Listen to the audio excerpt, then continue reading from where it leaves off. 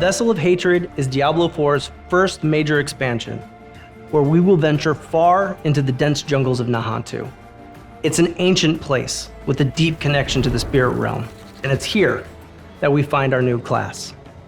The Spiritborn is an apex predator of the jungle, whose fighting style is swift, hard-hitting, and extremely agile. They are warriors with the ability to call massive spirit guardians directly into battle. Their speed in combat makes them one of the most mobile classes in the game, and their ability to blend powers from multiple spirit guardians makes them the most customizable as well.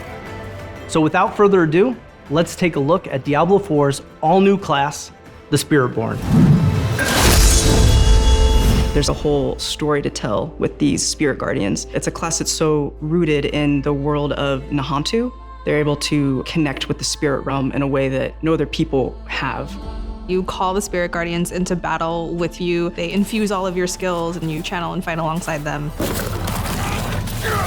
I remember early in development, the class team coming to me so excited about this piece of concept art. It was a hero holding this quarterstaff high into the sky, and this massive spirit creature was rising up behind him. And that's where the Spiritborn began. The spirit guardians are the 4 main spirits that the Spiritborn works with. We have the eagle, the centipede, the jaguar, and the gorilla. The eagle is mostly based around precision and impact and movement throughout the battlefield.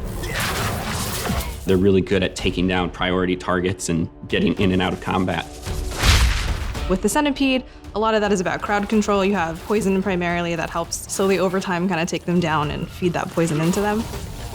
The jaguar is a fire damage type, which if you think about fire, it's fast, it's ferocious, it's vicious. It's all about that hard, swift, slashing, hitting action that you would expect from a predator, a hunter. The gorilla is very defensive. When you think of a tank type of class or a fighting style, that's the gorilla. They're able to both take damage, but also deal it back to anybody who hurts them. I think we're covering a nice spectrum of themes going from the gorilla to the centipede. It gives players a lot to choose from.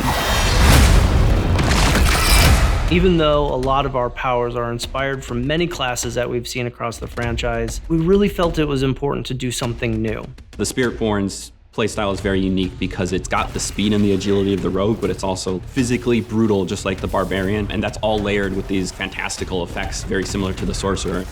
Combat feel is really important. It feels very different than any of the other classes, while still feeling very visceral and impactful. You can assign skills for any of the spirit guardians to your skill bar, like maybe something from Jaguar that you want to hit quick and you want to hit hard, but you also want to have an option to defend yourself and maybe take a step back, so then you would choose something from the gorilla skill kit instead. The Spiritborn's class mechanic is called the Spirit Hall. Players can choose from the 4 spirits to empower their skills with a passive ability that allows them to further customize their builds with devastating effects based on each spirit's core themes. There's a playstyle to fit anyone. If the lightning eagle really resonates, you can go full eagle, or you can mix and match and do whatever you like depending on how you like to play. The ultimates are all pretty amazing because you manifest the entire spirit into the world and they destroy everything for you while powering you up. The centipede, for example, it bursts out of the ground. It's basically throwing poison everywhere, and it just feels really awesome, and it makes you feel insanely powerful. The Spiritborn's bringing 2 new weapons to the game. The first one was the glaive. It's a double-bladed staff weapon that's very focused around heavy damage. We chose the glaive because it lends itself well to the martial arts fighting style that the Spiritborn has. The second new weapon that the Spiritborn is bringing is the quarterstaff. It's a very fast and very agile weapon. They're often punching or kicking their enemies, but if they want to extend themselves into battle, the glaive and the quarterstaff really allow them to do that. Along with these new weapon types, the Spiritborn will also have brand new legendary affixes to complement a player's preferred build and playstyle. You're in combat building up this momentum, gathering all the energy from these spirit creatures, and then unleashing those spirits upon the battlefield. It's such a good flow that you want to repeat that over and over again. Each of the guardian spirits are infused with personality and different types of visuals. That ability to make your own version of a Spiritborn is a highlight that players will really enjoy.